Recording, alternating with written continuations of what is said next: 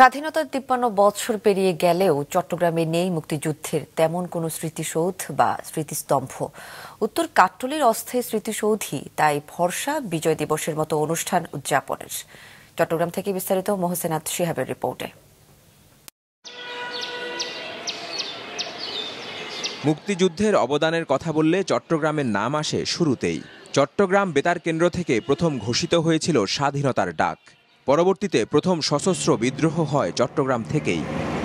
হালি শহরে অবস্থিত তৎকালীন ইস্ট পাকিস্তান রেজিমেন্ট নেতৃত্ব দেয় সেই বিদ্রোহের।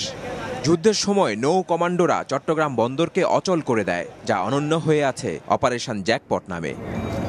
শুধু তাই নয়, এই শহরের পাহাড়তলিতে আছে মুক্তিযুদ্ধের সবচেয়ে বড় বৌদ্ধভূমি, যা সংরক্ষণের জন্য বেশ কয়েকবার উদ্যোগ নেওয়া হলেও কার্যকর হয়নি। দখলদারদের কবলে পড়েছে বৌদ্ধভূমির অনেকটুকু।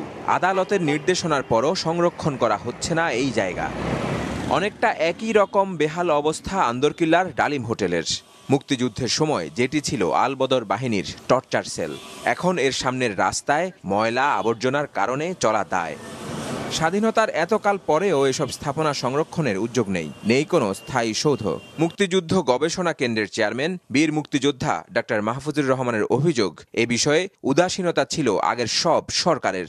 শহীদদের কথা সবাই বলে আর কি, অন্তরে আমাদের নেতারা কতটুকু ধারণ করেন এটা আমার দারুণ সন্দেহ আছে। এখানে কিন্তু একটা শ্রেণী বৈষম্য আছে এই মুক্তিযুদ্ধের এই স্মৃতি ইয়েতে। যেমন ঢাকাতে নামকরা বুদ্ধিজীবীরা শহীদ হয়েছেন, সেই জন্য এটা খুব দ্রুত হয়ে গেছে। এখানে নাম করা তো কেউ শহীদ হট নাই, শহীদ হয়েছে সাধারণ কৃষক, শ্রমিক, মধ্যবিত্ত ছেলেরা।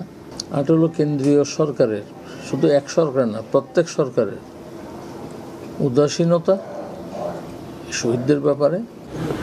যদিও গত বছর উত্তর কাট্টলীর পতেঙ্গা মেরিন ড্রাইভ সড়কের পাশে ৩০ একর জমিতে নির্মিত হয়েছে অস্থায়ী স্মৃতিসৌধ, কিন্তু সেটিও মূল শহর থেকে বেশ দূরে। জেলা প্রশাসক জানিয়েছেন, এ নিয়ে আলোচনা চলছে। আর জেলা প্রশাসনের চেষ্টা রয়েছে যে বড় কোনো পরিসরে কোনো খাস জায়গা যদি আমরা বের করতে পারি, তাহলে আমরা সেখানে শহরের ভেতরে আমরা স্থায়ী স্মৃতিসৌধ আমরা ইতিমধ্যে প্রকল্প দাখিল করেছি মন্ত্রণালয়ে। ৭১-এর বীর শহীদদের স্মরণে জেলা প্রশাসনের এই উদ্যোগ দ্রুত বাস্তবায়নের দাবি বীর মুক্তিযোদ্ধাদের। মুক্তিযুদ্ধে বড় অবদান ছিল বীর চট্টলার, কিন্তু স্বাধীনতার ৫৩ বছর পেরিয়ে গেলেও এখনও তেমন কোনো স্মৃতিফলক বা স্তম্ভ গড়ে ওঠেনি এখানে।